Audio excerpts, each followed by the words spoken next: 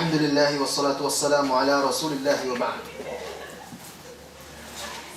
Ikhwan akhwat yang semoga senantiasa dirahmati dan diberkahi oleh Allah Azza wa Jalla. Mari kita lanjutkan tentang pemuda-pemuda harapan umat. Tadi kita mendengarkan kisah contoh suri tauladan pemuda-pemuda salafus saleh. Dari mana mereka mengawali jalan mereka. Dan dari mana pula kita memulai langkah kita untuk meneladani mereka. Kalau kita baca sejarah mereka, saudara-saudari, mereka mengawalinya dengan ilmu. Ini landasan pertama jika kita ingin seperti mereka. Harus punya pondasi ilmu syar'i yang kuat dan dekat dengan para ulama. Lihatlah Umar bin Abdul Aziz rahimahullahu ta'ala. Ayahnya Abdul Aziz ketika itu ditunjuk menjadi gubernur Mesir. Khalifah ketika itu adalah saudaranya yang bernama Abdul Malik bin Marwan. Berapa usia Umar bin Abdul Aziz ketika itu saat ayahnya ditunjuk menjadi gubernur? 10 tahun. Di sini mulainya kisah pemuda Umar bin Abdul Aziz. Maka bersiap-siaplah sang ayah Abdul Aziz ini mempersiapkan segalanya untuk berangkat ke Mesir menjadi gubernur, pejabat. Ketika ayahnya bersiap-siap, berkatalah Umar kepada ayahnya, "Ya abati, ila aina?" Wahai ayahanda, hendak kemana kita? Apa kata ayahnya? "Nadhhab ila Mesir." Kita akan berangkat ke Mesir. Ayah akan menjadi gubernur di sana. Apa kata anaknya ini? Umurnya baru 10 tahun. "Ya abati, hal adulluka ala khairin min hadali." Wahai ayah, maukah engkau aku beritahukan sesuatu yang lebih baik bagiku daripada ikut ke Mesir? Bayangkan, ayahnya menjadi gubernur, tinggal bersama ayahnya, bergelimang harta dan kekuasaan. Barangkali kalau dia menunjuk sesuatu, saya ingin itu, mungkin ayahnya akan bisa mendapatkannya. Tapi dia berkata lain. Ayahnya heran. "Wa ma hu, apa wahai ananda? Apa yang kau inginkan?" "Arsilni ilal Madinah ata'allam inda ulama'iha wa atafaqahu ala syuyukhiha. Asallah an yanfa'ani." Ayahanda, kirim aku ke Madinah. 10 tahun umur. Kirim aku ke Madinah agar aku belajar dari ulama-ulamanya, menimba ilmu dari para syekh-syekhnya. Mudah-mudahan Allah memberikan manfaat kepadaku. Dia pilih di usia 10 tahun tersebut berpisah dari orang tuanya, meninggalkan gemerlapnya kehidupan pejabat dan penguasa untuk menuntut ilmu dari ulama-ulama di kota. Subhanallah. Ini sebuah pilihan. Jika kita ingin memulainya, tidak ada kata terlambat. Umur kita memang sudah 20, bukan 10 tahun seperti Umar bin Abdul Aziz. Umur kita sudah 30, 40, tetapi tidak ada kata terlambat. Mulai dari ilmu, menuntut ilmu. Dan saudaraku, jangan pernah mengira Anda sudah menuntut ilmu. Jangan pernah mengira Anda sudah berhasil, sementara kita masih nol. Yang tidak kita ketahui lebih banyak daripada apa yang telah kita. Nah, Umar bin Abdul Aziz yang kecil ini, dalam usia itu, dia sudah punya kematangan akal. Maka dikirimlah dia oleh ayahnya untuk belajar di Madinah, ayahnya di Mesir. Kalau sekarang kan seperti para orang tua kan, alhamdulillah mengirimkan anaknya ke pesantren. Alhamdulillah. Sebenarnya itu juga meneladani bagaimana dahulu salafus saleh belajar. Di usia seperti itu dia sudah berpisah dari orang tua. Sampai akhirnya Umar bin Abdul Aziz pun dikenal sebagai salah seorang ulama kota Madinah. Lalu dia pun dikaruniai oleh Allah Subhanahu wa ta'ala seorang anak yang bernama Abdul Malik bin Umar bin Abdul Aziz. Agaknya nama Abdul Malik ini pun jarang terdengar, anaknya Umar bin Abdul Aziz, karena ketenaran nama ayahnya. Tapi anaknya Abdul Malik ini wafat di usia 19 tahun. Dan para ulama banyak yang menyebutkan anaknya inilah yang mengajarkan zuhud dan hikmah kepada ayahnya. Ayahnya berilmu, tentu anaknya begitu juga. Nah, Abdul Malik bin Abdul Aziz ini salah seorang pemuda zuhud yang mengajarkan ayahnya zuhud, wara, dan juga adil. Ketika ayahnya ditunjuk menjadi khalifah setelah Abdul Malik bin Marwan, duduklah ayahnya menerima tamu-tamu, utusan dari berbagai daerah menyatakan baiat dan kesetiaan. Duduk di sampingnya Abdul Malik bin Marwan. Abdul Malik bin Umar bin Abdul Aziz, anaknya, yang waktu itu usia sekitar 16 tahun baru. Duduk di samping ayahnya, pakaiannya lusuh. Sementara tamu-tamu itu membawa anak-anak mereka dengan pakaian yang mewah, perhiasan yang lengkap. Ketika itu tersadarlah Umar bin Abdul Aziz bahwa dia belum membelikan pakaian untuk anaknya. Dilihatnya anak-anak pejabat yang lain, pakaiannya bagus-bagus. Dilihatnya anaknya di samping, pakaiannya sudah lusuh. Sedih dia. Akhirnya setelah bubar majelis itu, duduklah termenung Umar bin Abdul Aziz sedih. Apa kata anaknya? Malaka ya abati, ada apa dengan engkau wahai ayahanda? Ayahnya menjawab, wahai anakku, ra'aitul qauma ja'u bi abna'ihim fi abha hullah wa ajmal zinah. Orang-orang utusan itu datang membawa anak-anak mereka, putra-putra mereka, dengan pakaian yang bagus dan perhiasan yang lengkap. Aku kasihan melihatmu. Aku khawatir engkau menjadi minder dan sedih melihat mereka. Apa jawab anaknya? Ini anak khalifah. Ya abati amma ana fala, wahai ayahanda, adapun aku tidak akan seperti itu. La takhsha alayya, jangan khawatir terhadapku. Innama yankasiru qalbu man asa rabbah wa maulah. Orang yang patut minder itu, orang yang bersedih itu adalah orang yang bermaksiat kepada Rabbnya. Wa aqqa ummahu wa abah, atau durhaka kepada ibu dan ayahnya. Hadalah yang kasiru qalbu. Ini orang yang patah hatinya, sedih melihat dunia. Amma ana falah, aku tidak seperti itu. Jadi diceritakan Abdul Malik ini, walaupun ayahnya seperti itu, ada salah seorang ulama, Maimun bin Mahran, ulama besar, tapi berkunjung ke situ menginap di tempat mereka. Lalu suatu malam kata Maimun itu, dia pura-pura tidur. Di tengah malam itu pura-pura tidur, dia dilihatnya Abdul Malik bin Umar bin Abdul Aziz ini bangun, sholat malam, membaca ayat, terisak-isak menangis. Apa kata Maimun bin Mahran? Hampir-hampir saja saya khawatir dia pingsan karena tangisannya. Kemudian karena dia tidak tahan lagi, pura-pura bangun dia, pura tersentak sambil dibacanya zikir, bangun dari tidur, subhanallah walhamdulillah wa la ilaha illallah wallahu akbar. Mendengar ada orang yang bangun, cepat-cepat diselesaikan sholatnya dan dia pergi, berpindah ke tempat lain. Suatu ketika nampak oleh Maimun bin Mahran ini, Abdul Malik bin Marwan ini makan hanya dengan beberapa potong roti, kemudian cuka dan sedikit lauk pauk. Kasihan dia. Apa kata Maimun bin Mahran? Ya Abdul Malik, kalau kamu mau, saya akan bicara dengan ayahmu agar dia memberikan lebih untukmu. Kasihan dia melihat itu, anak khalifah makannya seperti itu. Tetapi apa kata Abdul Malik ketika itu?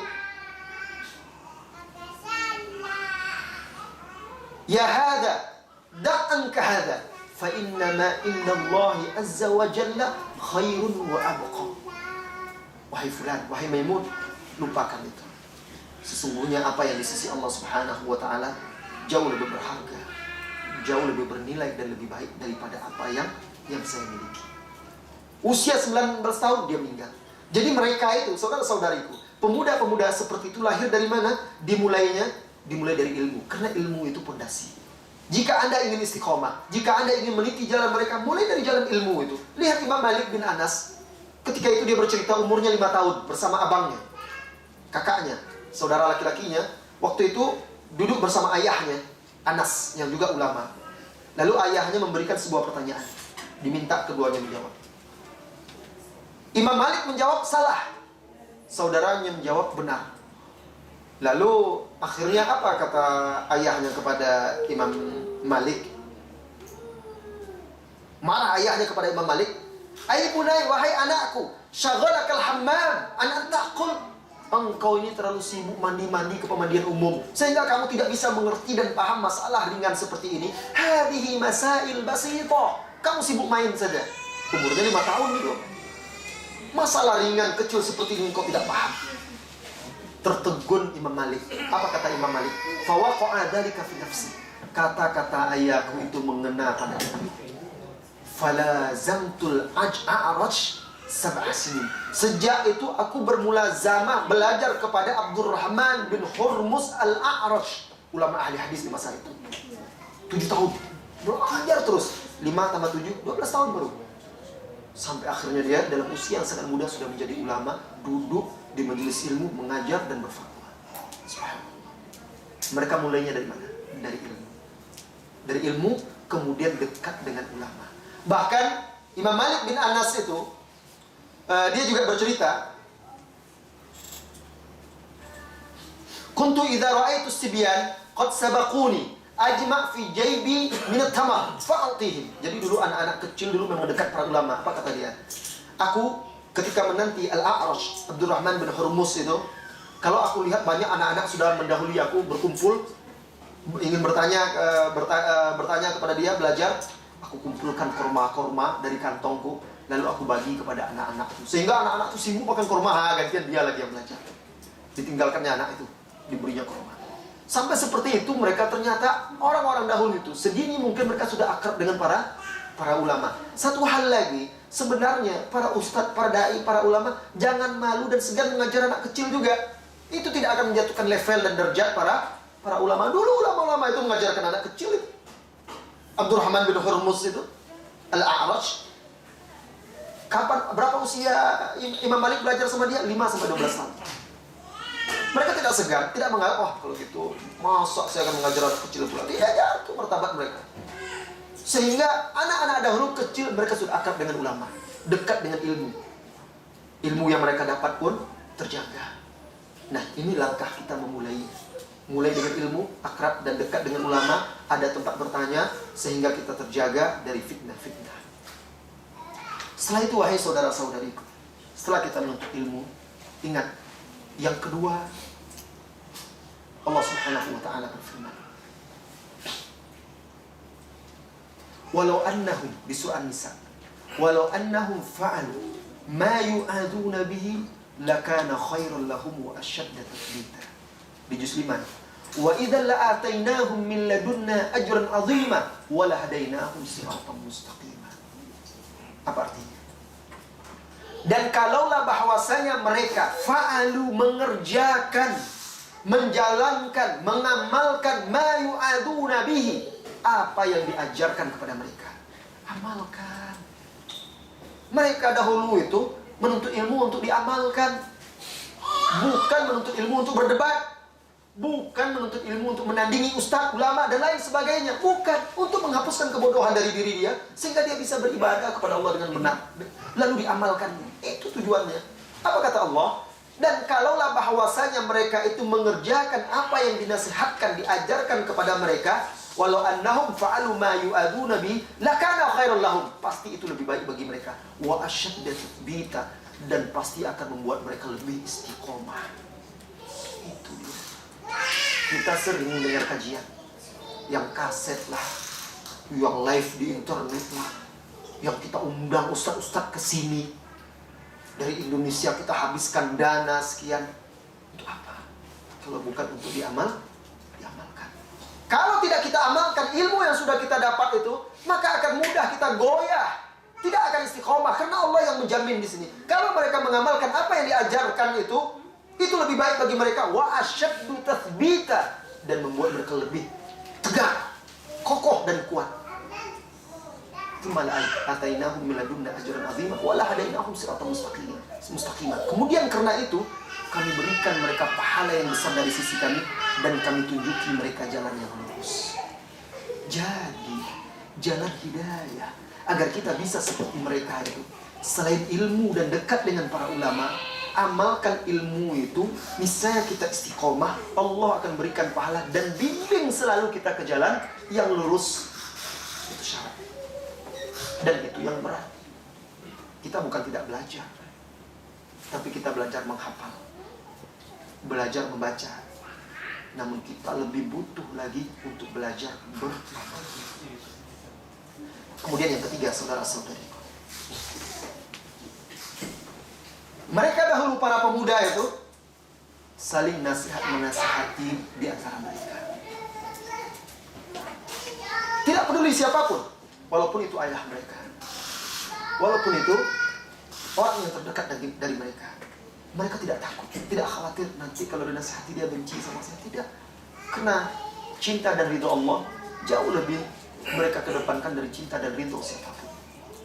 Ketika Umar bin Abdul Aziz,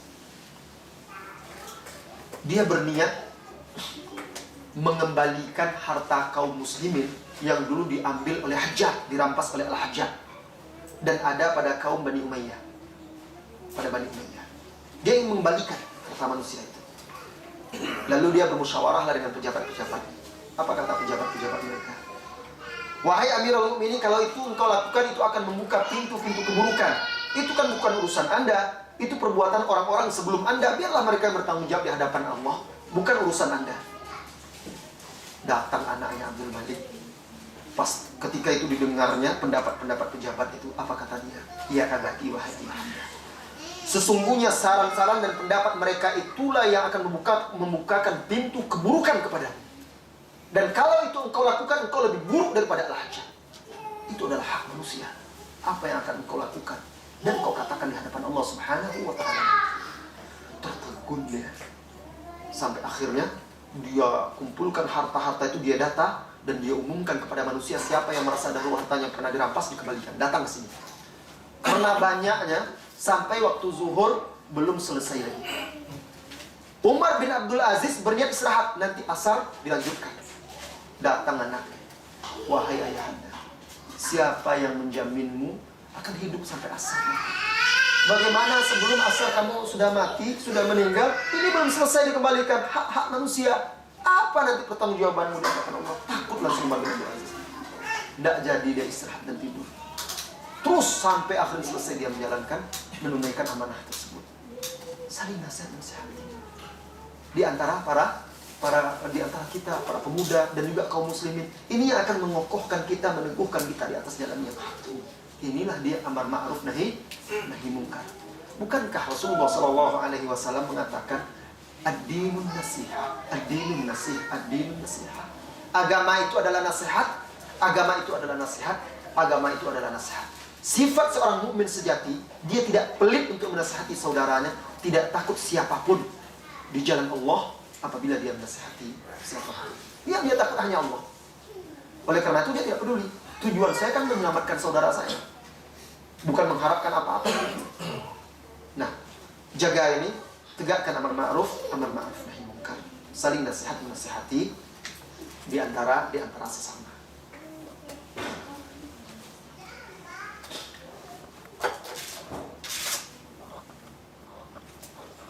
Kemudian yang berikutnya, wahai saudara-saudari, kita harus punya ghirah, kecemburuan terhadap agama ini. Harus. Ghirah itulah yang membuat semangat kita untuk beragama dan berjalan menuju Allah itu tetap hangat dan tidak dingin. Kalau sudah tidak ada ghirah lagi, namanya dayus. Tidak ada semangat lagi untuk belajar, malas. Tidak ada lagi semangat untuk menuntut ilmu. Tidak ada lagi semangat untuk mengajak orang berdakwah. Malas, dingin. Itu dia, ghirah itulah yang akan membakar semangat kita, kecemburuan kita kepada agama Allah. Tidak rela kita ketika agama Allah itu direndahkan, dilecehkan. Tidak rela kita melihat saudara-saudara kita itu bodoh, tidak paham agama. Harus ada ghirah. Pemuda-pemuda Islam memiliki ghirah, semangat. Lihat dahulu pemuda-pemuda di zaman Rasulullah SAW. Pernah Anda mendengar tentang Rafiq bin Khudaij? Usianya waktu itu 10 tahun dengan kawan-kawannya. Belum lagi 15, 10 tahun lebih, tapi belum 15, mungkin antara 10 sampai 14 tahun. mereka masih main-main sama kawan-kawannya, anak-anak layaknya anak-anak. Terdengar kabar orang musyrikin akan menyerang kota Madinah. Lalu mereka dapat kabar pula Rasulullah sedang menyusun pasukan. Datang mereka ramai-ramai dengan kawan-kawannya, lalu datang minta izin kepada Rasulullah untuk menjadi pasukan kaum muslimin. Karena ghirah. Rasulullah lihat mereka masih anak-anak, belum 15 tahun lagi. Ini bukan tempat bermain-main. Ini tempat menyambung nyawa. Ini tempat menumpahkan darah di jalan Allah. Rasulullah SAW perintahkan mereka pulang semuanya. Tapi mereka tidak puas. Datanglah Rafiq bin Khudaisy, ditemuinya pamannya. Lalu dia berkata, "Ya am, akhbir Rasulullah SAW anni rami." Wahai Rasulullah, wahai paman, tolong sampaikan kepada Rasulullah, saya ini ahli memanah.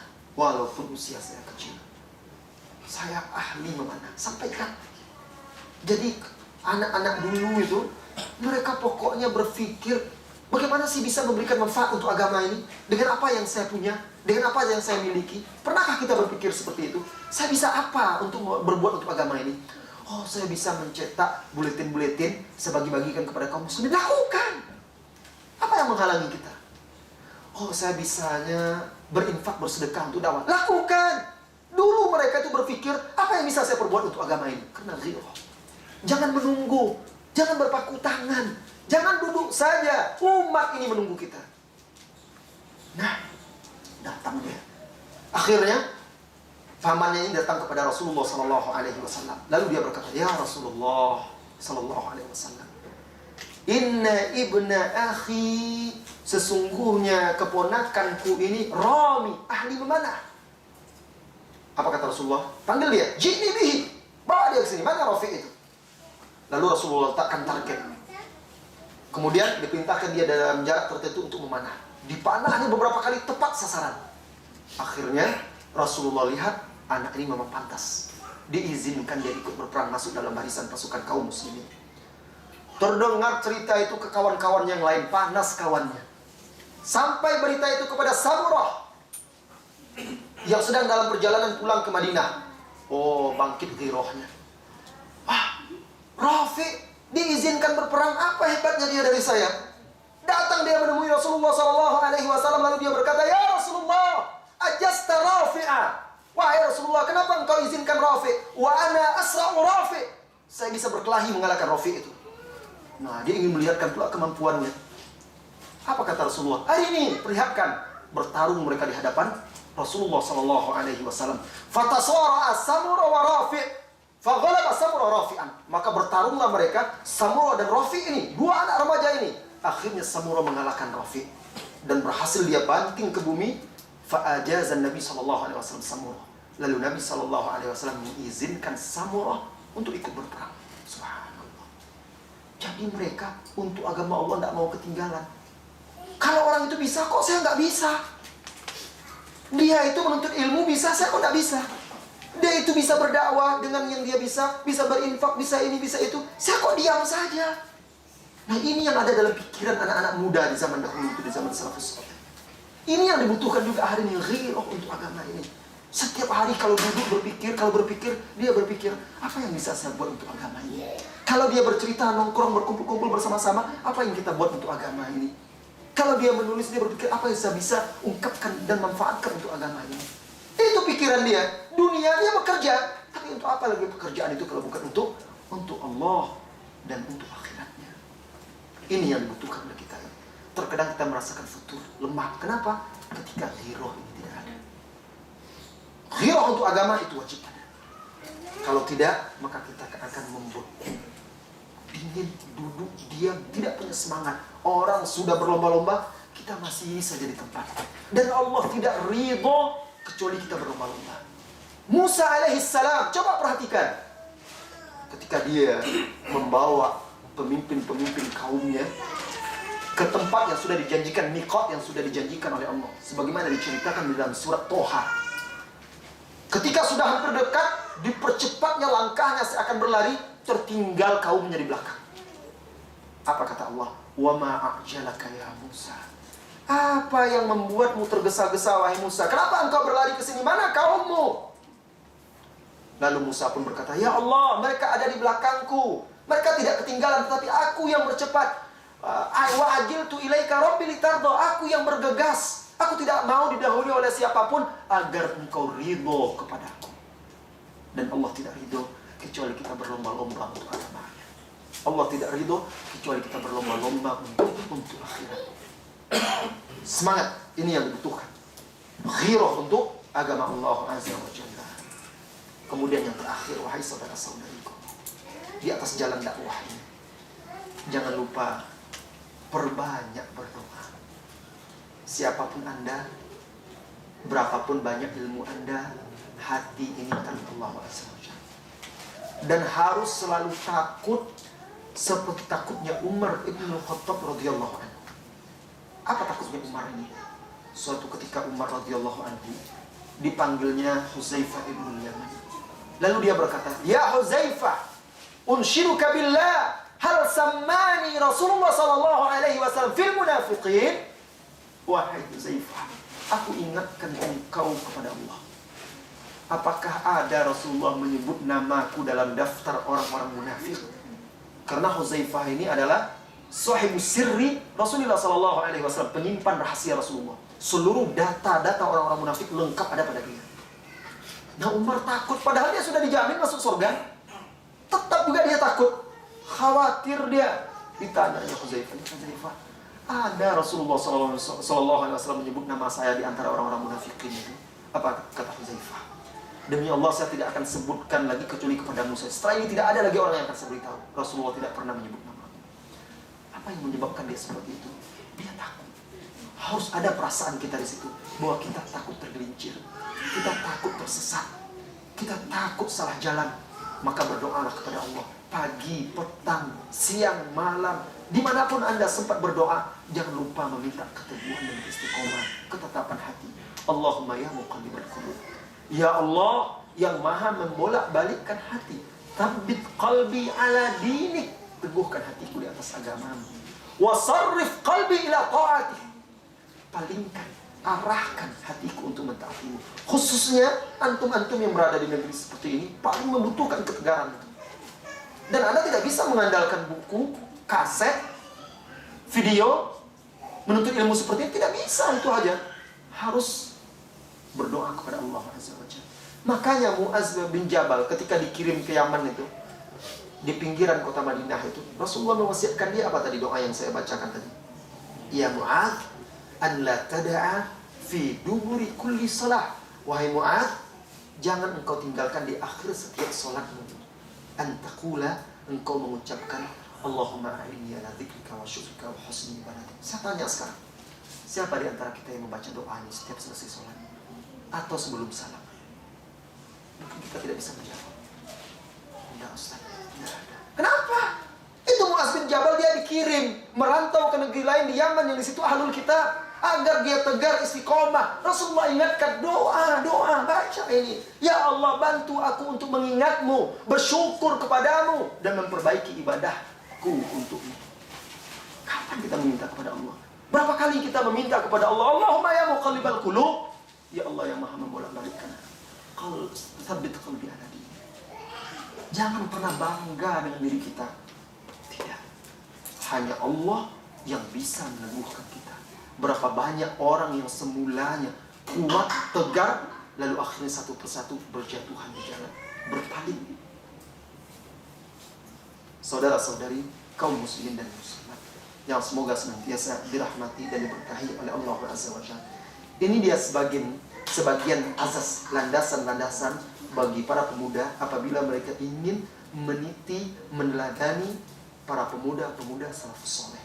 Dimulai dari ilmu, dekat dengan para ulama, mengamalkan ilmu tersebut, kemudian saling nasihati, ghirah, semangat untuk agama itu, kecemburuan kepada agama Allah, kemudian jangan lupa berdoa kepada Allah Azza wa Jalla. Insyaallah dengan itu kita semua akan bisa istiqomah.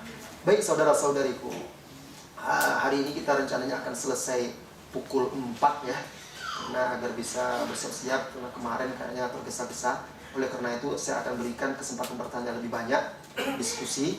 Insya Allah sampai jam 4 tepat kita akan akhiri hari ini. Silahkan tulis atau bertanya langsung. Ini kesempatan kita untuk berdiskusi dan bertanya. Dan juga kepada ibu-ibu, saudariku wanita muslimah, silakan tulis pertanyaan dan diajukan ke depan.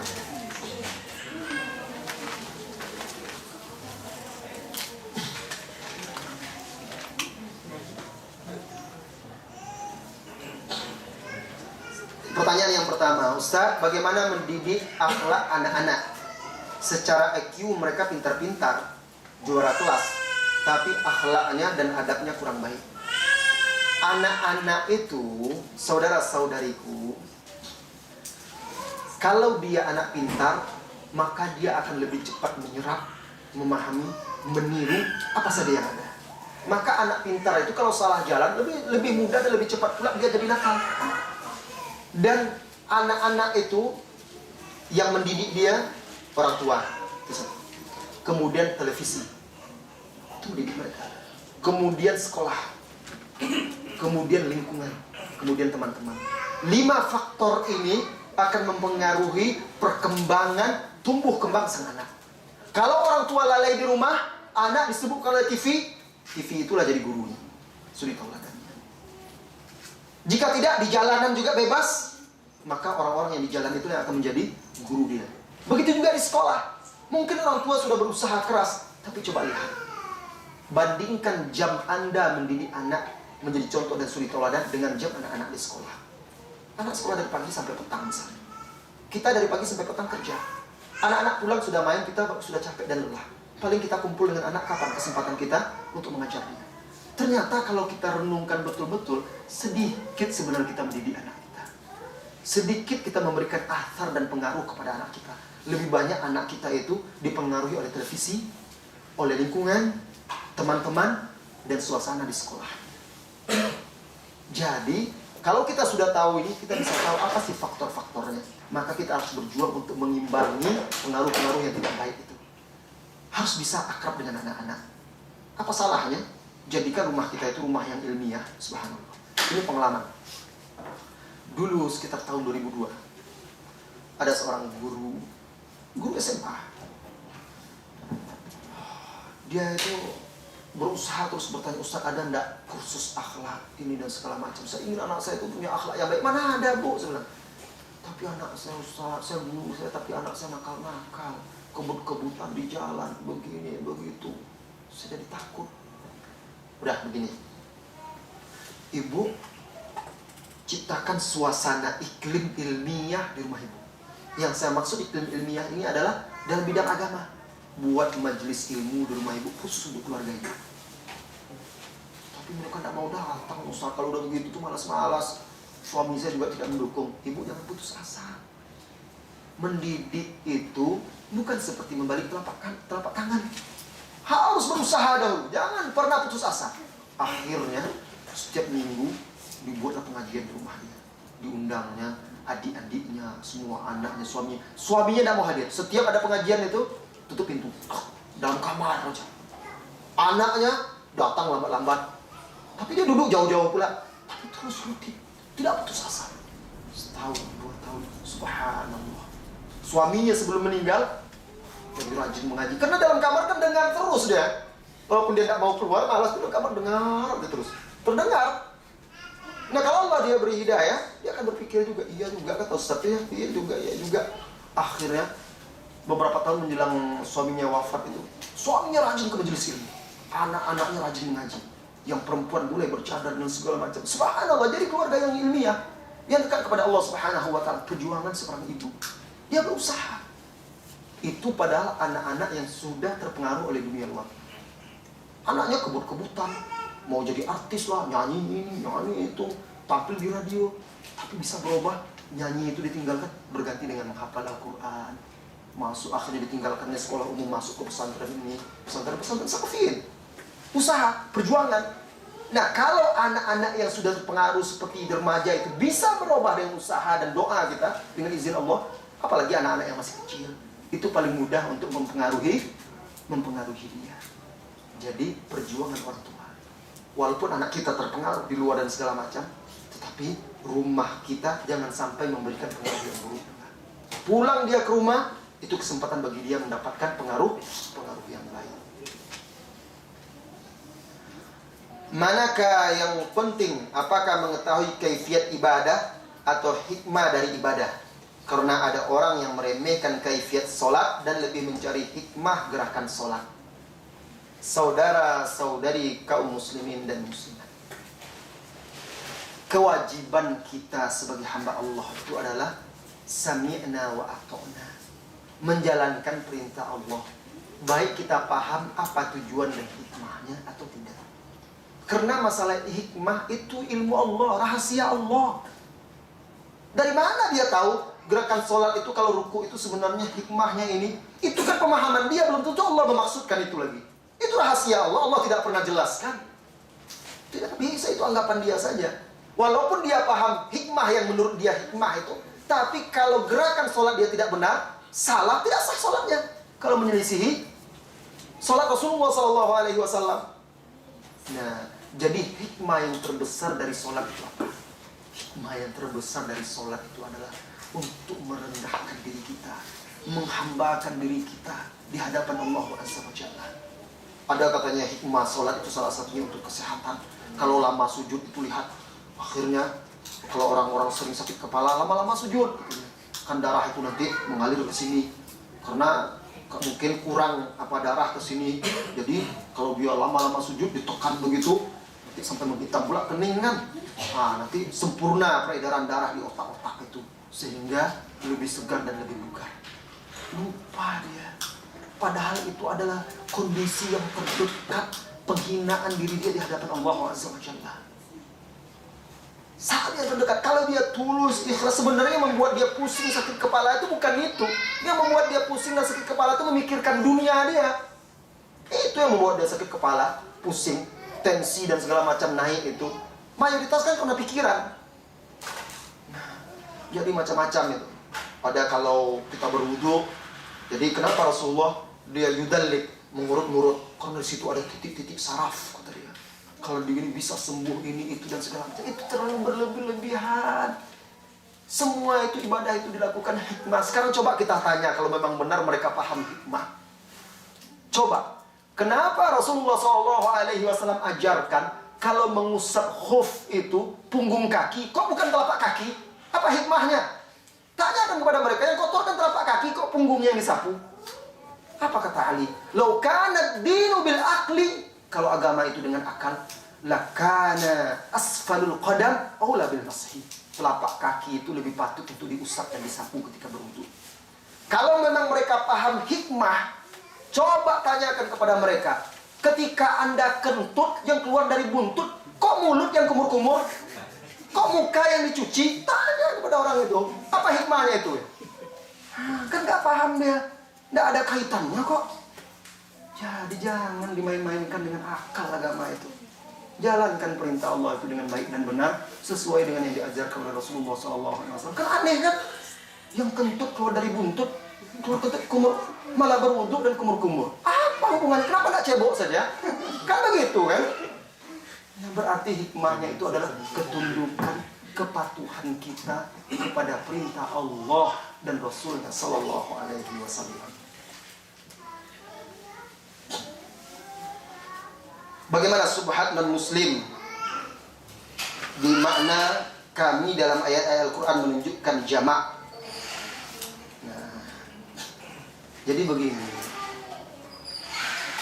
Subhat itu mereka lontarkan karena mereka tidak paham bahasa Arab.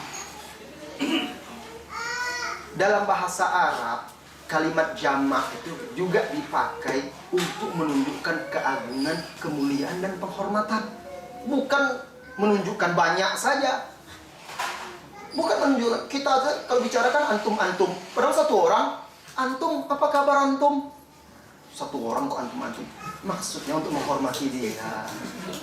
Kan begitu. Sama kadang-kadang dalam bahasa Indonesia kan kita begitu juga. Pak, kami. Nah, kan kami. Maksud kami itu bukan kita banyak, saya. Tapi karena kita berbicara dengan orang yang lebih tua. Nah, ketika Allah Subhanahu wa ta'ala mengatakan nahnu, Kami itu menunjukkan dia adalah maha agung, maha besar, layak dan patut, wajib dihormati dan dimuliakan. Nah, ketika Allah menyebutkan aku itu menunjukkan kesombongan. Hanya Allah yang berhak untuk sombong. Tidak ada boleh kita berhak untuk sombong. Dan semuanya menunjukkan tauhid Allah Subhanahu wa ta'ala. Jadi tidak ada masalah kalau cuma itu. Nah, itu bentuk jamak. Dalam bahasa Arab, kalimat antum, nahnu bisa dipakai untuk jamak, bisa dipakai untuk satu orang. Bisa dipakai untuk jamak, bisa dipakai untuk satu orang. Kalau kita berbicara kepada orang yang lebih besar, itu pakai antum, kum. Kalau satu orang-orang yang setara dengan kita pakai anta, ka, dan segala macam. Itu biasa dalam bahasa Arab. Jadi tidak ada syubhat di situ. Orang Islam tawaf dan sholat menghadap Ka'bah berarti menyembah makhluk. Nah, itu gampang menjawabnya. Tanya kepada orang itu. Ada enggak orang Islam kemana-mana bawa Ka'bah itu? Diletak, digantung di mana-mana, lalu beribadah dia kepada Ka'bah itu? Kan enggak ada kan? Enggak ada. Dimanapun mereka berada, mereka cuma mengarah saja untuk pemersatu arah, untuk menyamakan barisan, itu saja. Berbeda dengan orang itu kemana-mana, di rumah digantungkan. Nanti dia tafakur di depan benda itu.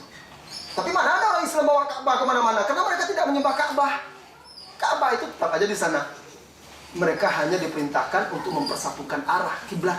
Buktinya apa? Dulu Ka'bah, kiblat kaum muslimin bukan ke Ka'bah. Kemana? Ke Baitul Maqdis. Jadi bukan ke Ka'bah, dulu Baitul Maqdis mereka sholat. Tapi Rasulullah tidak ingin sama dengan orang Yahudi. Berdoa dan berharap beliau Allah memindahkan ke arah Ka'bah, Masjidil Haram. Akhirnya turun wahyu di surah Al-Baqarah memerintahkan pindah. Sedang sholat mereka itu pindah mereka. Tidak ada masalah. Oleh karena itu pula lah Umar berkata kepada Hajar Aswad. Dan ini harus paham mereka. Inilah a'lam annaka hajarun. Aku tahu, hai Hajar Aswad, engkau ini hanya batu. La tanfa'u wa la tadur. Tidak mendatangkan manfaat, tidak mendatangkan mudarat. Kalau bukan karena aku melihat Rasulullah SAW menciummu, aku tidak akan cium. Dia tahu itu cuma batu.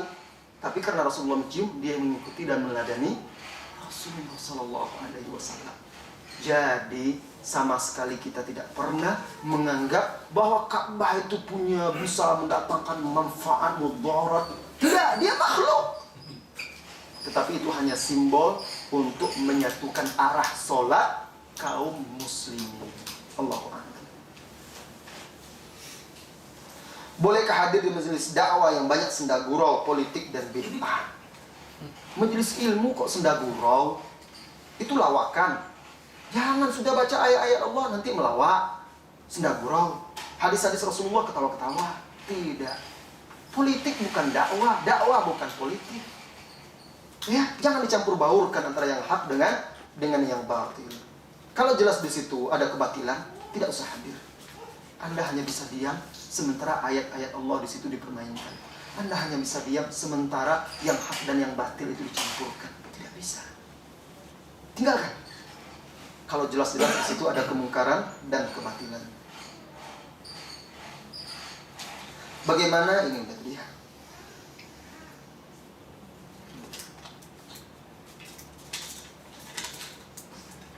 Ustaz, tolong jelaskan hukum menonton bola.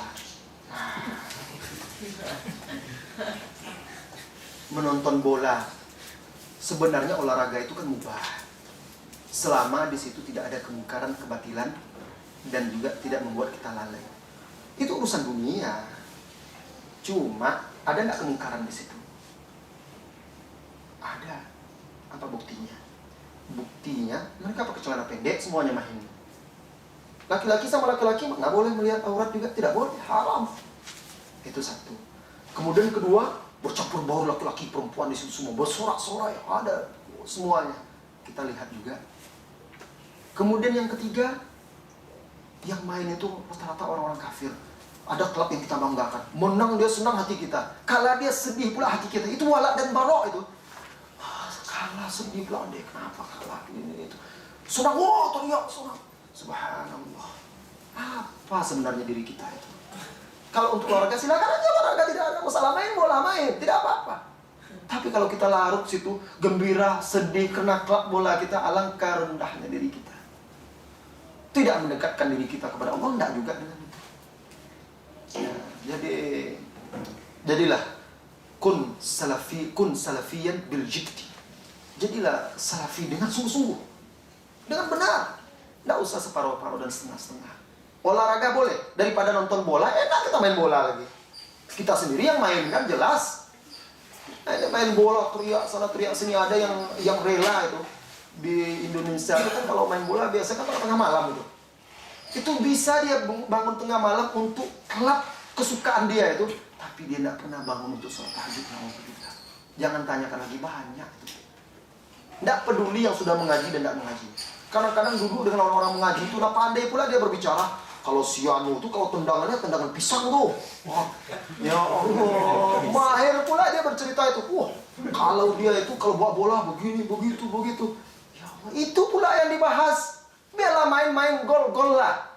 Tapi jangan pula kita pengen ahli pula dalam itu. Jadi apa namanya itu yang apa? Komentator ya. Jadi komentator pula. Rasanya malu kita kepada ilmu yang sudah kita pelajari. Bahkan yang lebih menyedihkan, ada salah seorang wanita muslimah bertanya dan berkeluh kesah, Ustaz, saya mohon saran dan nasihat. Suami saya ini lebih dulu mengaji daripada saya. Tapi entah kenapa sudah seminggu ini dia tidak sholat subuh.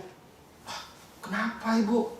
Dibalasnya SMS waktu itu, malam-malam nonton bola, sudah tuh menjelang subuh tidur tidak mau bangun lagi Ustaz. Ya Allah, sampai seperti itu. Fitnah. Dan itu bisa menjadi berhala bola. Saya sendiri berpikir, apa sih nikmatnya nonton bola itu ya? Kalau main tidak apa-apa lah. Kita bisa dapat bola, tendang sana, tendang sini. Nonton bola, mendung begini sakit mata itu kan. Tapi itulah berhasil syaitan itu menipu daya kita. Dan rata-rata yang main sepak bola, jam-jamnya dan juga siaran-siaran sepak bola itu membuat orang lalai. Kalau di Indonesia main bola itu biasanya sore atau maghrib, asar, maghrib lewat. Iya. Kalau siarannya klub-klub yang terkenal itu pula, itu tengah malam itu, menjelang subuh, itu lewat orang. Entah kenapa kok bisa begitu. Pas di waktu-waktu yang memang mengganggu orang-orang. Padahal dahulu para sahabat itu para salaf itu mengatakan lebih baik mereka kehilangan keluarga, istri, anak dan harta daripada kehilangan sholat asar. Rasulullah SAW bersabda, "Lau kanu ya'lamuna ma fil isya'i wal fajr la atauhu mahbwa." Kalau mereka tahu orang-orang munafik itu, kata Rasulullah, keutamaan yang ada dalam sholat isya dan sholat subuh, mereka akan datang ke masjid itu dengan merangkak dan merangkak. Begitu saat-saat itu pula dilalaikan oleh bola. Hati-hati. Jangan sampai biarkan diri kita larut hanya untuk hal-hal yang seperti itu.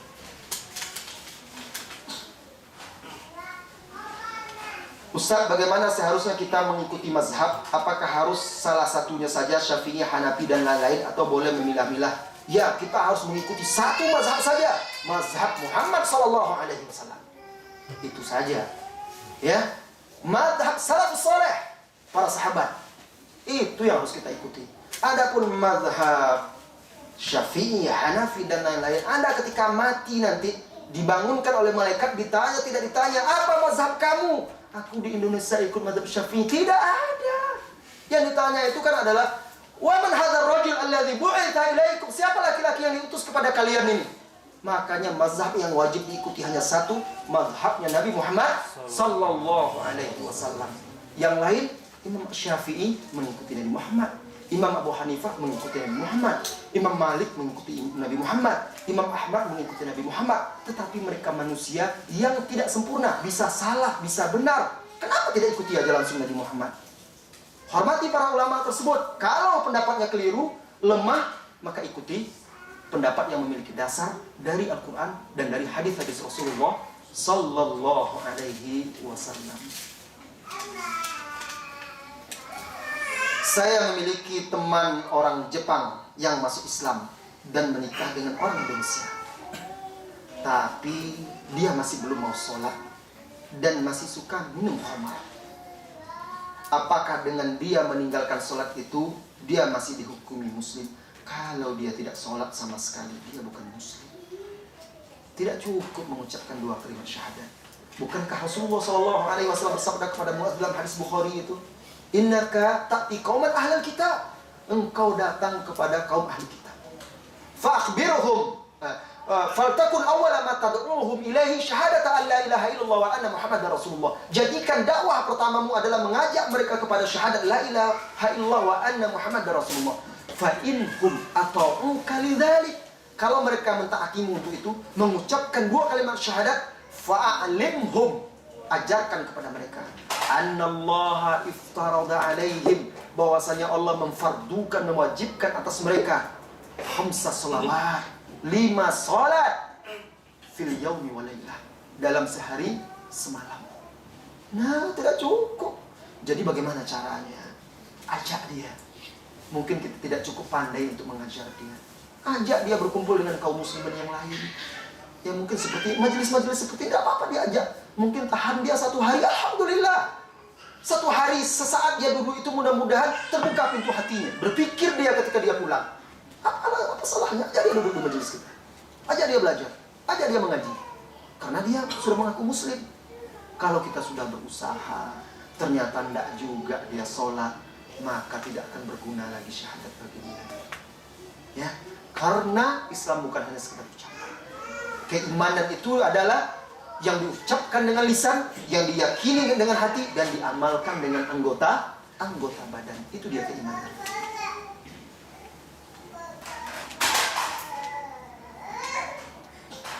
Bagaimana hukum musik dan nasyid Islami? Karena saya dengar ada sekelompok umat Islam yang menghalalkan musik dan nasyid. Kalau musik sudah jelas di dalam Al-Quran, surat Luqman, surat Al-Isra, di dalam hadis-hadis yang diriwayatkan oleh Imam Bukhari dan lain-lainnya, musik itu hukum asalnya adalah haram, dan dibolehkan alat-alat musik tertentu pada hari-hari tertentu untuk orang-orang tertentu. Siapa? Anak-anak di hari raya. Boleh mereka bernyanyi, boleh mereka bermain musik, tapi alat musik tertentu dan nyanyi tertentu. Apa alat musiknya? Rebana. Nyanyi-nyanyi apa? Nyanyi-nyanyi yang bermanfaat, artinya tidak ada di situ kemungkaran, vulgar, tapi mengajak orang kepada kebaikan. Nah, itu ada di Sahih Muslim. Ya. Atau ketika walimah, pesta pernikahan, tapi bukan band, bukan organ, bukan, maksudnya rebana juga. Untuk siapa? Untuk pengantin perempuan. Siapa yang bernyanyi? Juga perempuan kan dipisah, laki-laki perempuan. Untuk perempuan itu. Di dalam Islam itu kalau laki-laki yang nyanyi itu bencong. Iya. Dalam sejarah Islam dari dulu yang nyanyi itu perempuan. Makanya kalau ada laki-laki tampil bernasib-nasib itu kayaknya lembek kan. Nggak pantas. Sahabat mana ada seperti itu, ulama-ulama. Apa kata Imam Syafi'i? Taraktu Baghdad di Baghdad syai'an yusammunaha taghbira. Aku tinggalkan kota Baghdad, di sana ada sesuatu yang mereka sebut taghbir. Apa itu taghbir? Bait-bait syair yang disenandungkan oleh sekelompok orang, satu menyenandungkan, satu lagi yang lainnya mengiringnya dengan tepukan-tepukan di lantai, irama. Yasuddunan nas bihi anil Quran. Mereka memalingkan manusia dengan itu dari Al-Quran. Jadi pernah diadakan penelitian di Bandung, dan ketika itu mahasiswa-mahasiswa di situ sempat berkomunikasi dengan saya tentang itu. Jadi mereka buat angket. Itu untuk apa? Untuk skripsi tentang nasyid. Mereka buat angket lah, disebarkan ke rohis-rohis di SMA dan di kuliah-kuliah. Di antara isi-isi angket itu, mana yang lebih banyak Anda lebih sering menyenandungkan nasyid atau membaca Al-Quran? Mana Anda yang lebih banyak hafal nasyid atau Al-Quran? Rata-rata mereka menjawab lebih sering nasyid. Mana Al-Quran? Kenyataannya memang seperti itu. Adapun orang beralasan dulu sahabat juga bernasyid. Kan ada itu. Mereka sedang bekerja menggali hondak, mereka lalu membaca bait-bait syair bersama-sama. Itu bukan nasyid seperti yang dibawakan oleh orang sekarang. Itu adalah bait-bait syair yang dilafazkan dengan senandung-senandung, tapi tidak ada not-not khusus, tidak ada tangga nada, bukan pula pakai backing vokal, bukan pula pakai efek-efek suara, Tidak ada aturan-aturan khusus. Ya terserah, mungkin Anda bisa membaca dengan irama tertentu, saya lain lagi, sesuai dengan suara saya. Dan itu boleh. Baik-baik syair seperti itu. Dulu para sahabat juga, orang-orang Arab itu, kalau mereka dalam perjalanan, di atas onta itu mereka menyandungkan baik-baik. Tapi dengan irama yang tidak berlebihan dan tidak ada aturan-aturan khusus. Berbeda dengan nasyid-nasyid sekarang kan, pop. Nah, persis seperti itu. Nah, itulah yang dikatakannya nasyid. Coba tanyakan kepada mereka, siapa sih orang yang dapat petunjuk oleh nasyid itu? Siapa orang yang bertobat dari dosa-dosanya karena nasyid itu? Mana orang yang semakin istiqomah karena nasyid itu? Bahkan semakin sekarang itu pintu keburukan itu semakin terbuka. Dilombakan, muncul grup-grup nasyid yang laki-laki, yang perempuan sudah mulai pula diiringi dengan gendak-gendak, mengatasnamakan nasyid Islam. Padahal itulah. Tak sibuklah anak rohis-rohis itu. Kebanggaan mereka apa? Jadi klub nasyid, grup nasyid. Itulah kebanggaannya. Mana dakwahnya? Mana ilmunya? Ya, jadi bukan itu. Itu tidak akan membuat kita semakin dekat kepada Allah Azza wa Jalla.